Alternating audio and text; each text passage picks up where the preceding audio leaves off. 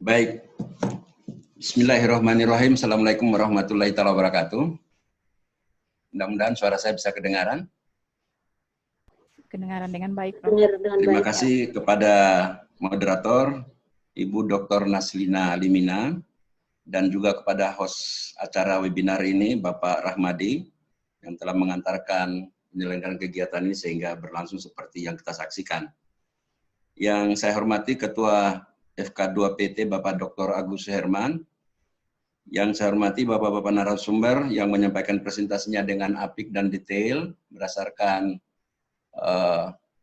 pengamatan analisa yang diamat selama ini dari masing-masing daerah, yaitu Bapak Kadis DKP Provinsi Sulawesi Selatan, Pak Sulkaf, terus Direktur CV Santo Alvin Pratama, sekaligus Ketua Paguyuban ini, dan Koordinator RER, Bapak Sabarno ya.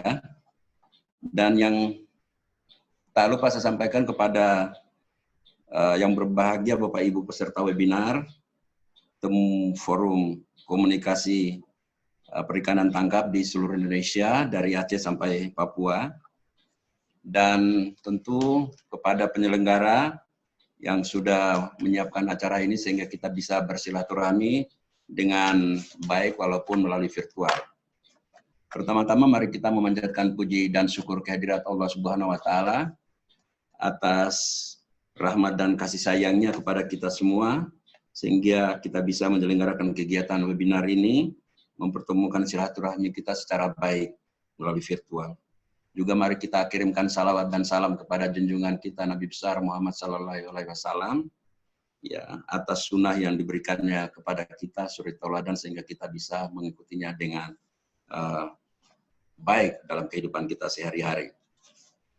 Bapak Ibu yang saya hormati, teman-teman anggota forum yang berbahagia, perkenankan saya menyampaikan topik materi ini tentang perikanan skala kecil di Sulawesi Tenggara yang menyangkut peluang dan tantangan pasca COVID-19 yang terjadi pada awal tahun ini sampai hari ini kita masih rasakan. Perlu Bapak Ibu ketahui bahwa saya ingin membagi topik ini dengan poin-poin sebagai berikut, yaitu dasar pengembangan perikanan skala kecil itu, ya, pengembangan perikanan skala kecil di daerah Sulawesi Tenggara, usulan pendekatan dinamis tentang perikanan skala kecil, walaupun tadi kita sudah sama dengarkan dari masing-masing narasumber menyampaikan pandangannya. Kemudian saya juga ingin mengulangi lagi tentang tantangan klasterisasi kawasan dan pembangunan perikanan skala kecil seperti yang disampaikan oleh narasumber ketiga tadi berdasarkan lokasi pengelolaan akses area perikanan di Sulawesi Tenggara yang merupakan lesson learned bagi kita semua yang bisa dibentuk seperti yang sudah dipraktekkan juga di Sulawesi Utara dan Papua Barat ya. Dan yang kelima, tantangan pengembangan kesejahteraan perikanan skala kecil berdasarkan konsep sustainability sumber daya perikanan. Kemudian ada peluang perikanan skala kecil pasca COVID, tentu implikasi apa COVID itu sendiri. Bapak Ibu yang saya hormati, tadi Pak Sulkaf juga mempertanyakan tentang definisi nilai skala kecil ini. Ini memang dilema bagi kita semua untuk menyimak tentang definisi nilai skala kecil ini. Kalau di Undang-Undang Nomor 7 Tahun 2006 tentang perlindungan dan pemberdayaan nelayan yang terdapat pada pasal 1 ayat 4 dikatakan bahwa nelayan kecil itu melakukan penangkapan ikan memenuhi kebutuhan hidup sehari-hari, baik yang tidak menggunakan kapal, itu perahunya itu berukuran paling besar 10 GT. Tetapi di undang-undang sebelumnya, yaitu Undang-Undang Nomor 31 Tahun 2004, kemudian diperbarui dengan Undang-Undang Nomor 49, nelayan kecil itu menggunakan ukuran kapal itu paling besar 5 GT. Ini perlu memang pemahaman karena nanti akan membuat rancu para pengelola terutama yang menerbitkan izin. Ya, ini menerbitkan izin dan pembinaan nelayan kecil itu di daerah kabupaten. Terus pada Undang-Undang Nomor 23 ini ribut ini kita, ya. Undang-Undang 23 tahun 2014 khususnya ayat 5, nelayan kecil itu adalah nelayan masyarakat tradisional Indonesia yang menggunakan bahan dan alat penangkapan ikan secara tradisional dan terhadapnya tidak dikenakan surat izin usaha. Jadi Pak Kepala Dinas tidak dikenakan surat izin usaha dan mereka itu bebas pajak serta bebas menangkap ikan di seluruh wilayah Indonesia. Selama itu masih merupakan kedaulatan NKRI, yang dikategorikan dengan nilai kecil itu adalah bisa menangkap. Pertanyaannya adalah yang menggunakan ukuran kapal berapa? Apakah yang berdasarkan 10 GT tadi atau 5 GT? Ini semua perlu disimak baik-baik sehingga kita tidak salah kaprah untuk melakukan semua aturan yang berlaku di wilayah perairan Indonesia. Semua definisi tadi itu karakteristiknya itu didasarkan pada karakteristik dengan versinya masing-masing, terus ada teknis kapal perikanan itu, dan tentu keadaan sosial ekonomi nelayan. Pengelolaan perikanan skala kecil itu, kalau pengen kita coba kutip pendapat dari Charles tahun 2001, dia merupakan suatu sistem yang kompleks sebetulnya, di mana di sana ada sistem sumber daya perikanan dan ekosistemnya. Ada sistem pelaku pemanfaatan sumber daya perikanan dalam konteks kepentingan sosial ekonomi, dan dimensi kebijakan dan manajemen perikanan itu sendiri. Semua ini akan melibatkan stakeholder yang cukup banyak dan tentu akan menerjemahkannya masing-masing ketiga poin dalam sistem perikanan skala kecil untuk pengelolaannya. Perikanan skala kecil kita sudah tahu semua, sudah lama menjadi perhatian pemerintah dan seluruh stakeholder perikanan. Namun sayang sekali kita juga tidak bisa mengenyahkan, ada kesan semacam diabaikan atau overlooked. Ya, keadaan seperti itu. Perihal perikanan, padahal kita tahu perikanan skala kecil itu merupakan kontributor utama dalam pembangunan perikanan berkelanjutan, paling tidak dalam konteks suplai kebutuhan protein ikan. Tadi dikatakan bahwa sekitar 90% jumlahnya adalah dari skala perikanan kecil. Jumlahnya masih mendominasi pelaku perikanan di Indonesia. Maka sebuah rangkaian kebijakan yang dapat menjadi acuan bagi pengelolaan dan pengembangan perikanan skala kecil di Indonesia itu menjadi suatu kebutuhan. Tidak ada alasan bagi kita untuk mengabaikan keadaan perikanan skala kecil ini. Ya, oleh sebab itu, tadi kita sudah dengarkan semua permasalahan yang disampaikan oleh narasumber kita. Mereka perlu dikasih asupan, dikasih bantuan, dikasih. Bagi saya sebetulnya, mari kita coba memikirkan kira-kira model apa yang dibantu kepada mereka ini, tapi juga harus bertanggung jawab. Coba kita lihat sedikit ini tentang potensi perikanan tangkap kita. Ya, ini data pada tahun 2016 itu potensi kita terus meningkat ya sejak tahun 1997. Jadi meningkat terus sampai 12,5 juta ton, dan inilah sekarang yang selalu dibahas oleh Pak Dirjen Perikanan Tangkap. Apa yang harus kita manfaatkan dengan data potensi yang 12,5, sementara ini belum sampai kepada potensi jumlah tangkap yang diperbolehkan atau 80%. Ya, jadi masih ada sekitar 1 juta sekian lebih yang masih bisa dan ini kita bisa lihat dia punya dasar hukum tentang potensi data ini adalah sebagai berikut, yaitu sejak tahun 97 itu sudah diestimasi sebesar 1,9 juta ton, ya 6.190 sampai dengan tahun 2017 itu sampai 12,4 juta ton, ya sesuai dengan Kepmen Menteri Kelautan Perikanan pada tahun 2017. Dan coba kita lihat jumlah nelayan kita berdasarkan data tersebut. Kalau jumlah desa seperti yang disampaikan oleh pembicara sebelumnya bahwa ada 12.857 dan itu kalau kita klasifikasi Indonesia Barat dan Indonesia Timur, itu lebih banyak di Indonesia Timur dibandingkan dengan di Barat. Tapi nelayan lebih banyak di Indonesia Barat dibandingkan dengan Indonesia Timur. Dari total nelayan kita sebanyak 2,6 juta orang. Ya, perikanan laut sebanyak 2,2 juta. Ini 1,23 atau 1 juta orang nelayan ini ya memanfaatkan sumber daya perikanan yang ada di Indonesia Timur sebesar 60%. Ya, jadi 60% sumber daya ikan itu berada di wilayah Indonesia Timur. Dan ini artinya bahwa jumlah yang 1 juta tadi memanfaatkan sumber daya sebesar 60% di Indonesia Timur itu. Sementara di Indonesia Barat sebesar 1,6 juta itu memanfaatkan sisanya. Dan saya kira semua juga sudah sepakat seperti yang disampaikan oleh Pak Agus Herman tadi dalam pengantarnya bahwa di WPP 713, 714, 715 atau perairan-perairan yang ada di wilayah Indonesia Timur itu sangat diketahui status untuk perikanan itu cukup besar. Tapi di situ ada permasalahan-permasalahan yang kita hadapi bahwa sebagian dari sumber daya perikanan tangkap tersebut sudah mengalami fully exploited. Artinya apa? Fully exploited itu berjumlah tangkapan yang diperbolehkan dari 80% itu. Ya, oleh sebab itu saya kira pada saat kita membicarakan tentang kondisi ini, maka itu harus ada strategi bagaimana peningkatan nilai dan kualitas hasil tangkapan, khususnya nelayan skala kecil yang jumlahnya 60-70% tadi. Dan ini kita bisa tunjukkan dengan data potensi ini, ya, semua yang berwarna hitam itu adalah sudah yang fully exploited, ya, yaitu pelagis kecil di WPP 713, kemudian 715, kemudian pelagis besar juga di 713, 715, 717, 718 dan seterusnya. Ya, sekali lagi saya katakan bahwa yang berwarna gelap tersebut adalah jumlah yang ditangkap itu sudah lebih besar daripada jumlah yang diperbolehkan ditangkap. Dan ini tentu kita tidak bisa lagi berbangga diri kalau keadaan populasi sumber daya perikanan itu tidak dikelola dengan baik, ya, karena akan berdampak kepada jumlah lapangan kerja nelayan yang kita sebutkan lebih 1 juta orang tadi, dan termasuk juga produk-produk perikanan ikutannya yang mempengaruhi secara keseluruhan sumber pendapatan nelayan dan daerah sendiri. Tapi jangan lupa bahwa pemerintah kita berdasarkan kondisi tersebut telah mengatur rencana aksi nasional tentang perikanan skala kecil atau small scale fisheries Indonesia dengan kebijakan yang seperti ini.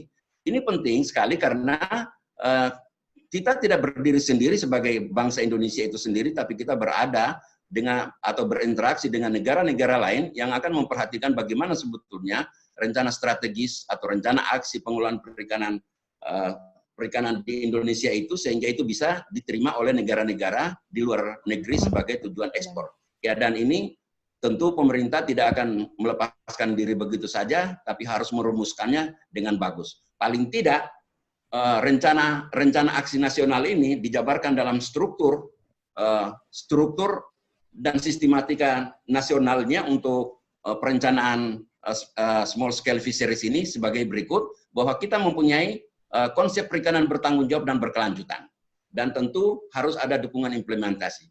Kondisi-kondisi seperti ini harus diketahui oleh setiap daerah, setiap pemerintah, agar tidak bisa kita hanya mengharapkan begitu saja kepada pemerintah pusat, karena jangkauan kita juga sangat jauh. Ya, jadi saya kira masing-masing pemerintah daerah cuma mengambil peran untuk bagaimana mengelola perikanan itu menjadi bertanggung jawab dan berkelanjutan agar masyarakat nelayan kita itu bisa memanfaatkan sumber daya tersebut untuk memenuhi kebutuhan hidupnya dan sumber pendapatan bagi daerah. Ya, untuk mengisi kebutuhan konsumen dunia, kondisi ini sangat ditentukan seperti yang saya sampaikan tadi, bahwa Indonesia itu tidak berdiri sendiri, tapi dia berada dan berinteraksi dengan negara-negara lain di dunia. Dan ini tentu rencana ini dimaksudkan adalah untuk mengisi gap yang ada pada ini data terakhir sekali pada tahun 2020, ya. Kalau yang kita lihat yang paling bawah ini adalah perikanan tangkap untuk di perairan umum. Kemudian ini cukup besar sekali untuk perairan laut ini. Kemudian ini adalah untuk yang budidaya, sedangkan yang paling besar ini sekarang adalah yang budidaya laut. Kita sekarang ini mencoba untuk melihat bagaimana perikanan tangkap yang di laut ini agar semua ini bisa kita manfaatkan sedemikian rupa Indonesia bisa berkontribusi untuk dunia gitu. Dan data ini menunjukkan kepada kita bahwa garis yang abu-abu yang ini adalah pertumbuhan populasi manusia itu sendiri, ya. Kemudian pendapatan per kapita, konsumsi per kapita naik seperti ini.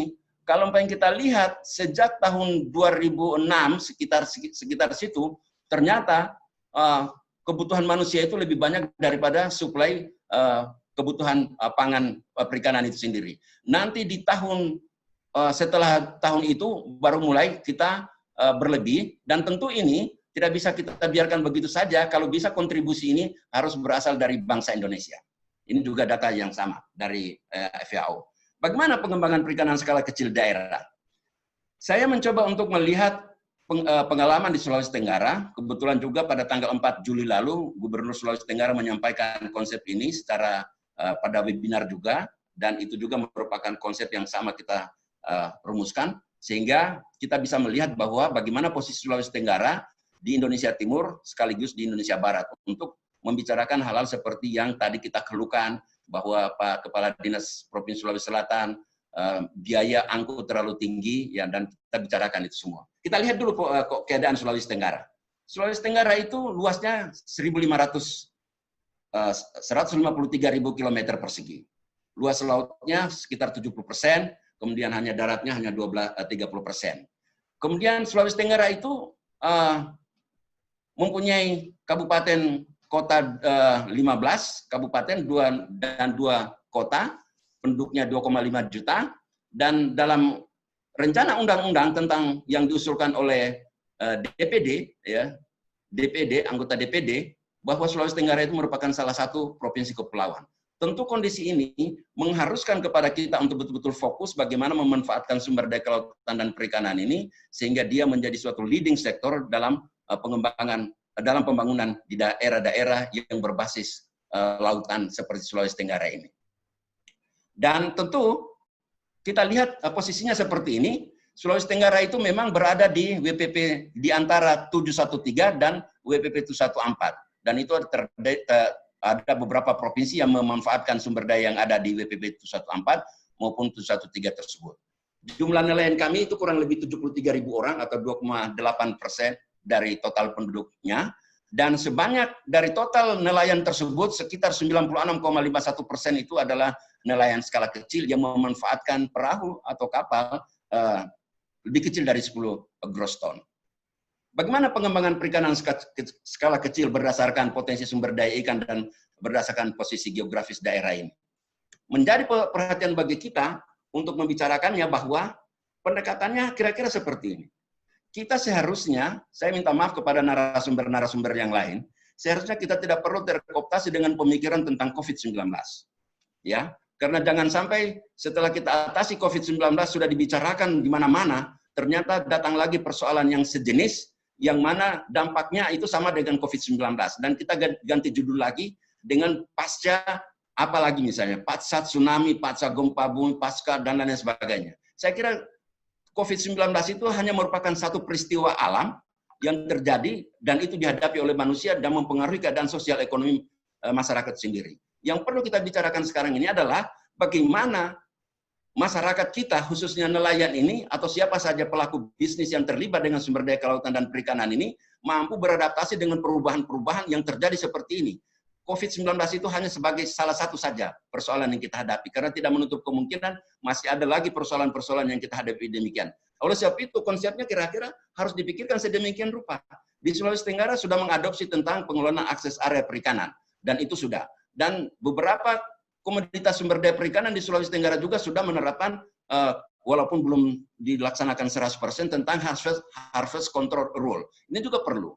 Juga harus mengadopsi konsep tentang EFM. Ini juga perlu. Kita harus juga berpikir tentang tujuan pembangunan global kita harus diadopsi juga oleh bangsa Indonesia tentang SDGs nomor 14. Dan tentu konsep-konsep konservasi itu sendiri. Itu semua harus bagaimana mempertahankan kondisi sumber daya perairan kita dan sumber daya perikanan kita sehingga bisa dimanfaatkan oleh nelayan kita atau oleh masyarakat siapa saja, ya. Kondisinya seperti itu, ya, kita sudah harus dari awal kita mempersiapkan bagaimana kondisi yang ada di sini itu bisa memanfaatkan sumber daya perikanan yang ada di perairan kita, kemudian menghasilkan produksi yang bagus, kemudian setelah masuk di pelabuhan, ini sudah juga siap seperti yang ada di beberapa negara yang sudah kita lihat, saksikan mereka sama sejahteranya dengan kehidupan-kehidupan atau profesi lainnya, kemudian masuk di fasilitas yang boleh kita katakan sistem logistik ikannya cukup memadai begitu sehingga mampu mempertahankan persyaratan-persyaratan kualitas atau mutu yang dibutuhkan oleh konsumen baik itu domestik maupun global. Nah, keadaan ini tentu kita harapkan harganya stabil dan tentu pendapatannya akan stabil juga dan tinggi gitu. Harapan kita tentu adalah nelayan yang sejahtera. Nah, kalau yang kita sudah persiapkan ini, mau COVID yang datang, mau antraks yang datang atau apa saja, kita akan tetap bertahan dengan kondisi kita. Jadi kita tidak perlu terkooptasi dengan keadaan bahwa seakan-akan COVID ini segala-galanya. Ini hanya bagian daripada kehidupan manusia di dunia ini, di mana saja, ya. Dan saya kira pasti nanti akan ada lagi cobaan dari Allah tentang apa, bagaimana, sehingga kita dari awal seharusnya sudah mempersiapkan diri untuk mengantisipasi persoalan-persoalan yang dihadapi masyarakat itu sendiri. Nah, kita lihat dari sini, ini adalah merupakan hasil daripada perikanan tangkap itu sendiri, perikanan tangkap yang skala kecil. Ya, mereka perahunya kondisinya begini. Ini saya adopsi dari sahabat saya Halim yang baru doktor tahun lalu, ya, mencoba untuk memaparkan grafik seperti ini tentang keadaan armada perikanan Indonesia dari tahun ke tahun sampai tahun 2014. Dan potensi perikanan kita di BP 13 untuk kita kembangkan sedemikian rupanya, kita punya alasan. Mengapa? Karena kita potensinya di BP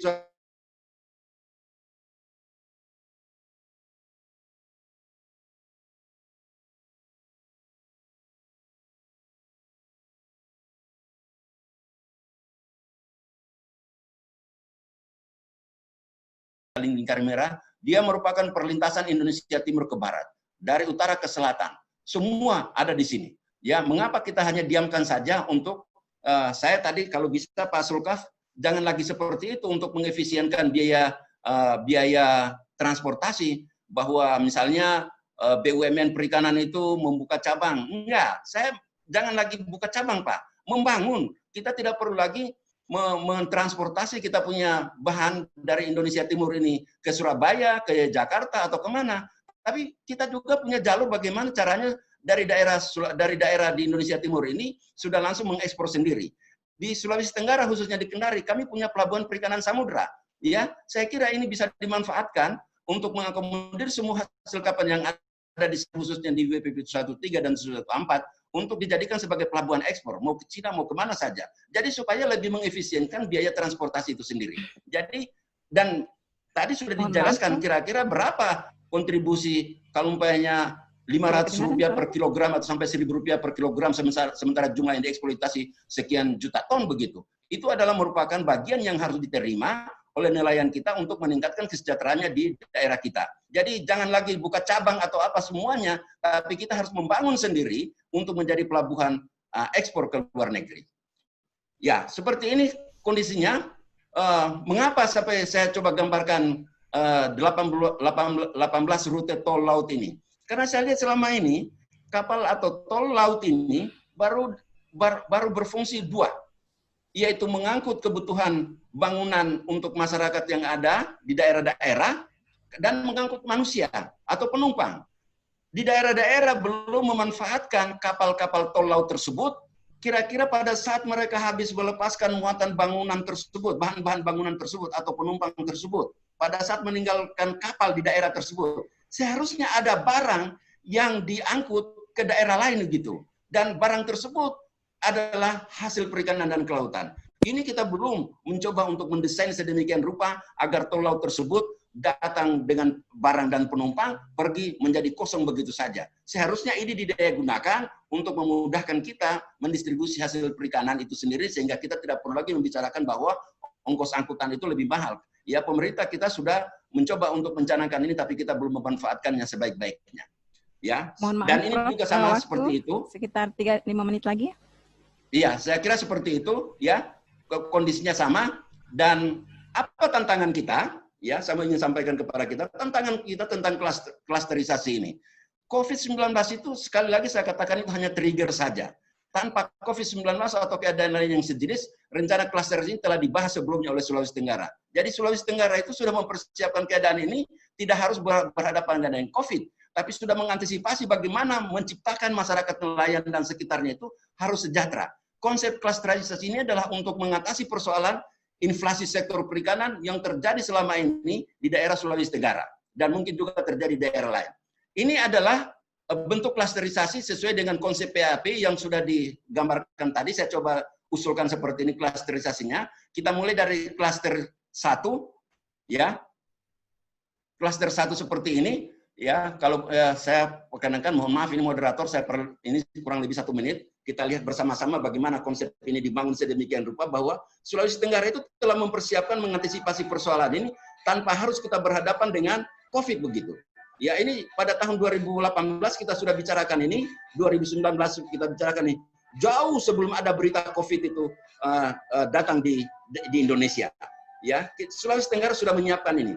Sekali lagi kita tidak perlu terpengaruh dengan masalah COVID, tapi bagaimana kita berpikir mengantisipasi persoalan di daerah penilaian itu sehingga dia harus dan ini telah disampaikan oleh Pak Gubernur, presentasikan pada Gubernur pada forum di Amerika, ya pada Inter-American Development Bank, ya, dan saya kira juga Bappenas menyikapi ini dengan positif, termasuk Kementerian Kelautan, dan hanya sayang sekali tahun 2020 ini karena ada COVID-19 sehingga anggaran untuk menunjang pembangunan ini itu harus direfocusing sedemikian rupa sehingga mungkin akan tertunda, ya, kalau bisa kita mudah-mudahan cepat berakhir COVID ini sehingga pada tahun 2020 nanti ini bisa 2021 ini bisa berlanjut gitu, ya. Ya, mohon maaf ini saya harus sampaikan ini semua supaya kita bisa lihat ya bagaimana gambaran konsep perikanan skala kecil itu sebetulnya agar ini bisa kita saksikan bersama-sama, ya. Oke, saya kira itu semua.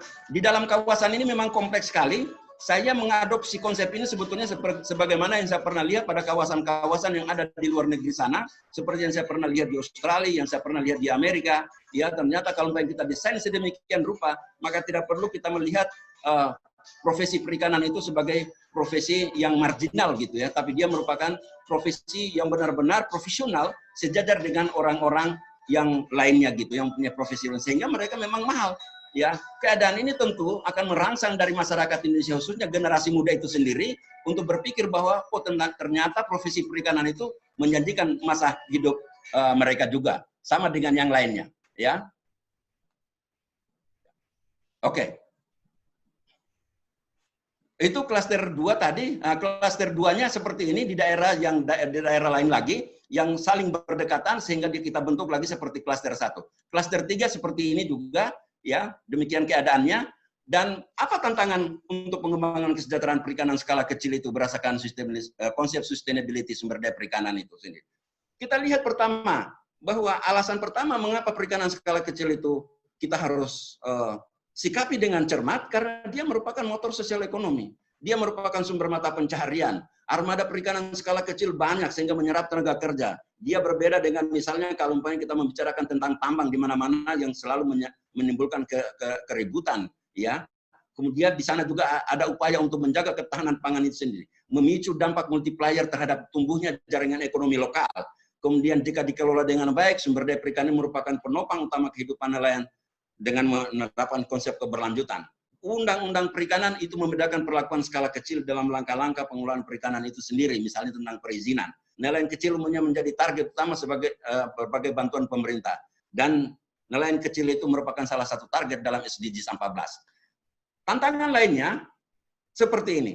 Mungkin apa yang telah disampaikan oleh beberapa teman-teman pembicara sebelumnya itu, saya coba merangkumnya dengan catatan saya sendiri, dengan gaya saya sendiri untuk melihat bahwa harus ada afirmasi pemerintah pusat, Bappenas, Menko Maritim Investasi, KKP, dan lembaga-lembaga lain yang berhubungan kepada daerah yang berbasis pada pulau dan laut. Jadi tidak bisa dilihat begitu disamakan, sehingga seperti yang dikatakan oleh Pak Kepala Dinas tadi, kita selalu masih tergantung pada satu daerah yang sudah maju, dia punya infrastruktur. Gitu. Pimpinan daerah dan ASN, sektor perikanan kelautan itu harus cerdas membaca peluang besar ini.